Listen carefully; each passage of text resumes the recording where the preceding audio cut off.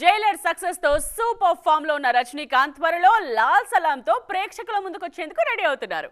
ఈ cinema promotion సందర్భంగా ఇండస్ట్రీకి సంబంధించి తాను తీసుకున్న కొన్ని స్ట్రిక్ట్ డెసిషన్స్ గురించి రివీల్ చేశారు. ఇంతకీ రజనీ తీసుకున్న నిర్ణయాలేంటి? Have a look. జైలర్ సినిమాతో మరోసారి తన మార్కెట్ స్టామినాను ప్రూవ్ చేసుకున్న సూపర్ స్టార్ రజనీకాంత్ కూతురు కోసం లాల్ సలాం సినిమాలో గెస్ట్ రోల్ చేశారు. లాంగ్ గ్యాప్ తర్వాత ఐశ్వర్య రజనీకాంత్ దర్శకత్వంలో తెరకెక్కిన ఈ సినిమా ఫిబ్రవరి 9న ప్రేక్షకుల ముందుకు రానుంది. తాజాగా ఈ సినిమా ప్రమోషన్ ఈవెంట్ లో పాల్గొన్న తలైవా ఇంట్రెస్టింగ్ కామెంట్స్ చేశారు. లాల్ సలాం సినిమా అనౌన్స్ అయిన టైంలో కూతురు కోసం ఈ సినిమాను రజనీకాంత్ నిర్మిస్తే బావుండేది అన్న కామెంట్స్ వినిపించాయి. ఈ కామెంట్స్ మీద స్పందిస్తూ తానికెప్పటికీ నిర్మాతగా సినిమా చేయకూడదని నిర్ణయించుకున్నానని చెప్పారు. రజనీకాంత్ స్వయంగా కథ అందించి, నటించి, నిర్మించిన సినిమా బాబా. తలైవా ఎంతో ఇష్టపడి చేసిన ఈ సినిమా దారుణంగా ఫెయిల్ అయింది. ఆర్థికంగానూ రజనీకాంత్ ను ఇబ్బంది పెట్టింది బాబా.